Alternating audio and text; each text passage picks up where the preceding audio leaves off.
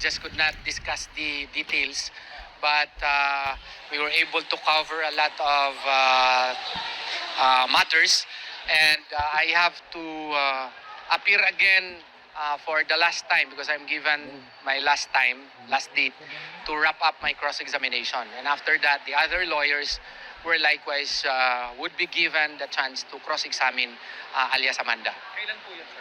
I think February 19 ata ang next. I'll text to you the hanggang March hanggang March lahat eh. Para ma-wrap up yung cross-examination ni Amanda.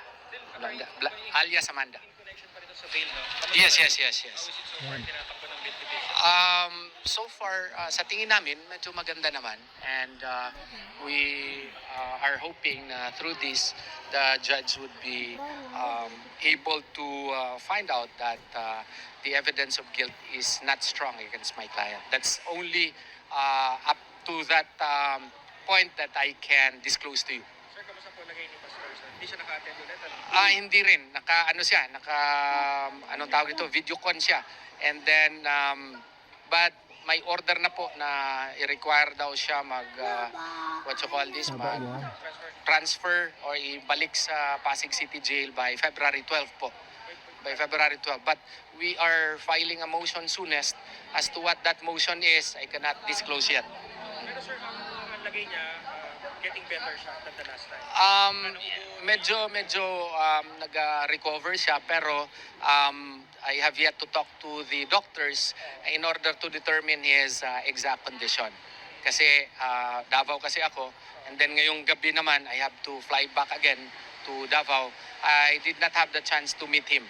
Puro lang kami sa cellphone po. Pero sir, bakit yung inyo pong saloobin dun sa pagbutos ng korte na ibalik siya sa City Jail? Ano pong saloobin ng kampo?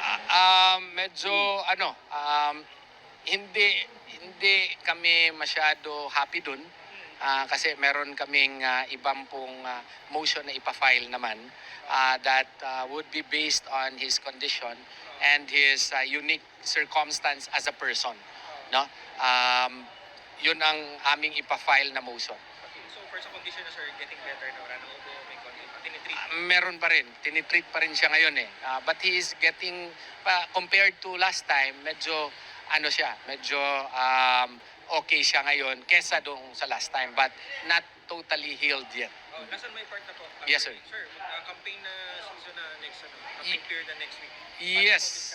Ang diskarte is he appointed me as his official spokesperson, and if my schedule allows, I will be representing him. Kung hindi ako, si Boss Dada.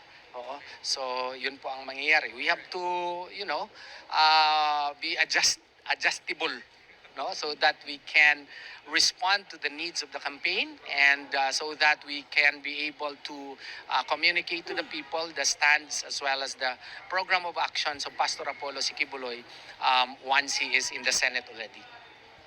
Sir, balikan ko yung takbo ng cross-examination.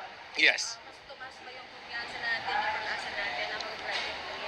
Well, honestly, yes. Opo, because there were several revelations that happened during the cross-examination. I just could not reveal to you the details because of sub judice rule. But we are hoping and praying that through the cross-examination, we would be able to establish points that the evidence of guilt is not strong as against Pastor Apollo Sikibuloy as well as the other accused. Tama po ito na pagkatapos nyo tuloy-tuloy din yung ibang orders. Yes. Tuloy-tuloy po. And it's up to the prosecution kung mag-present din sila ng ibang witnesses. So, I'm hoping na si alias Amanda lang kasi si alias Amanda lang naman ang kaisa-isang complainant against kay Pastor. Thank you. Maraming salamat po.